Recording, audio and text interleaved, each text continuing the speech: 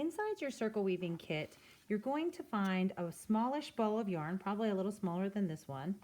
You're going to find a plate or a circle, could be a CD, but this one in this case is a styrofoam plate. You're also going to find a little baggie of beads, some beads, and a toothpick. So we don't really need these until the finishing section, so we're just going to set those to the side. I'm going to show you how we're going to thread this loom. On the back side, you're going to find a piece of tape. It might be a colored piece of tape or a white piece of tape like this. You're just going to go ahead and write your name on here. I'm just going to write the word name. And then if you're at home, you don't need to write your teacher's letter, but if you're at school, you should go ahead and write your teacher's code and your grade on the back in case it gets separated from your weaving bag. Okay, so what we're going to do is we're going to start with the end of our ball of yarn, and yarn balls like to roll away. They're kind of wily that way. They like to escape. So what you want to do is leave your yarn inside your bag. That'll keep it still, and then you can pull the end and it'll just unwind without running away from you. Okay, so what we're going to do is peel off this tape here. Whoop. Gently peel it back just a little bit. We're just going to slip this little tail right underneath. This is the loom, and the loom is going to be part of your weaving. So it's all one piece. This type of weaving isn't going to really come off of the loom. So just so you can see them, I'm going to mark these. You don't need to do this. I'm going to mark them so that you can see them a little bit better on the camera. And then that way you know what I'm talking about. You can actually see what I'm talking about. So these little slots are how we're going to thread the loom. So I'm going to just go into the nearest slot here, closest to where I taped it on. And I'm going to be real gentle because this plate happens to be foam. And if I tug on it real tight, it's going to cut through my plate. Okay, so now I'm going to flip it over. And again, I'm going to show you where the slots are. So here's my slot at the top. I've got 3, 4, 5, 6, 7 slots. All right.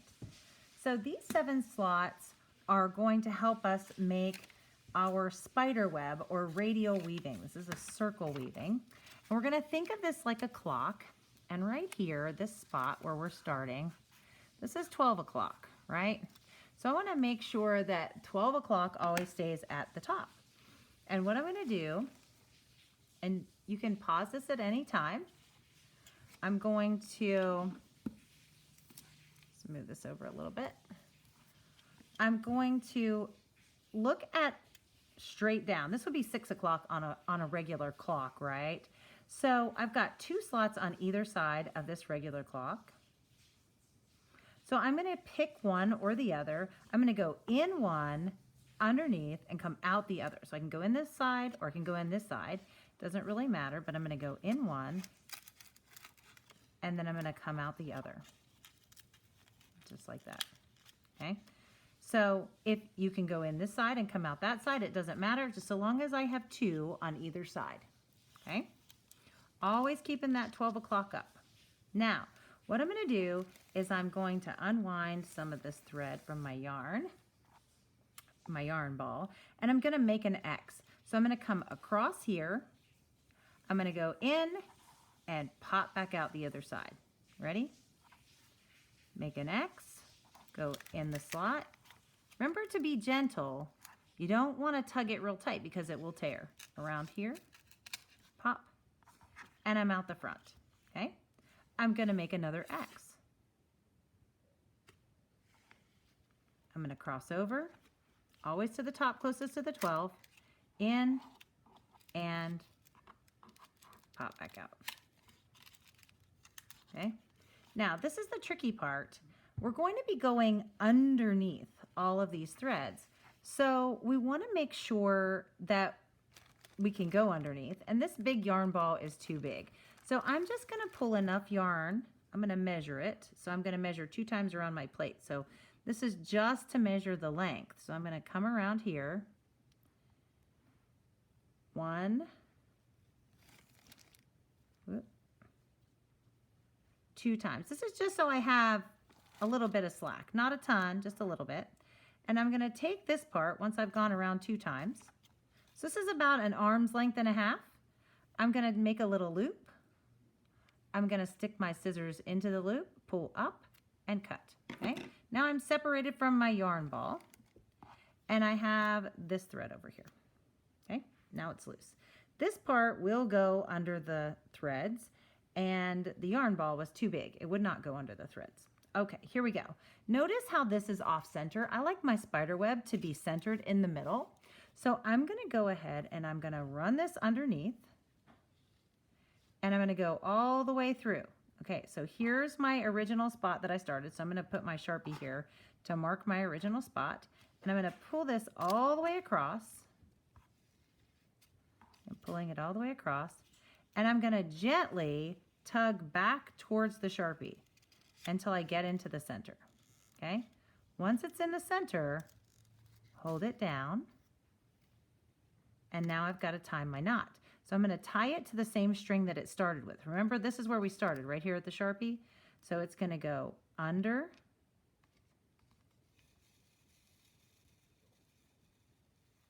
oh, see the loop? I didn't quite pull it all the way through, so it went under, and it's going to come back through the loop. And that loop is going to close. Whoops.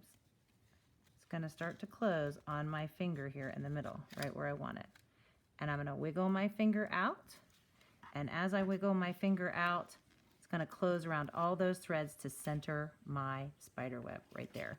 So that's how we get started. Now this tail on this side of the knot becomes our weft, and now we have our warp thread. 1, 2, 3, 4, 5, 6, 7 warp threads. This is only going to work if you have an odd number of strings. Okay, so here we go. I just went all the way under, and I went all the way over. So I'm going to start threading this, and I'm going to go under, but I've got to pull it all the way through. And then I'm going to go over, then under.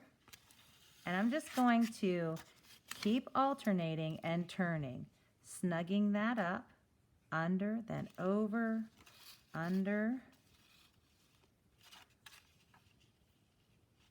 over, under, over, under.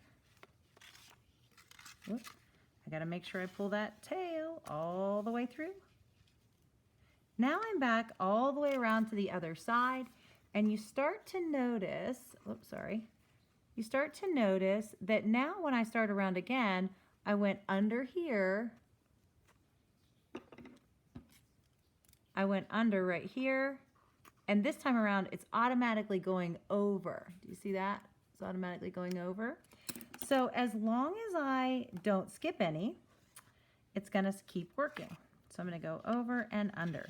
If you start to see the threads, the warp threads, showing out long, then you're going to have to look. Maybe you accidentally went over.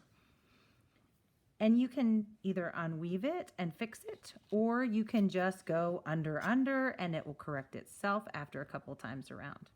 Sometimes I like to take this part when I'm weaving, and I like to just wad it up like this so that it's a little bit easier for me to just slide that wad underneath, snug that close. Remember, I'm not pulling this really, really tight. I'm just snugging it up. I don't want it to grow tall. I just want it to grow wide. So I'm just snuggling it up and winding it around in a spiral, just like a snail shell, one after the other. Okay, and I can keep doing that for a little while. Okay, so when you run out of this first thread, you're going to want to tie something on to the next one. You can keep going with this color using your yarn ball, or you could ask a neighbor to borrow a length of theirs. You could trade, for example. So I've got one here from my neighbor, and it's black. So I can show you how to add 2 different threads together. So what we're going to do is we're going to lay these threads side by side. Okay, You want to leave yourself at least an extra long finger length, maybe a whole hand length, depending on how good of a knot tyer you are. And you're going to take them and lay them side by side. And then what you're going to do is you're going to come up, cross over, and then come back through the loop like this. Kind of looks like a pretzel. Okay, so we're going to take these two together. We're going to make a loop, like a rainbow shape. Okay, I'm going to twist that rainbow shape. See it? I'm going to take my other hand, my pinchers, grab it and twist. Okay, look at that. See how I twisted it? Now they've crossed over. I'm going to take the two ends and put them through the middle. Let me show you again. What did she just do? Oh, here she goes. Side by side. They're going to make a rainbow, have a twist, over the top. See, I'm going to go over the top of these ones, through the loop, grab both tails together, and we're going to pull. Okay, I like to pull my knot kind of loose and then wiggle it towards the end of my thread like that. That takes some practice, but that way I get a little tail, nice tight knot, and now I can keep weaving with my new color, just like that.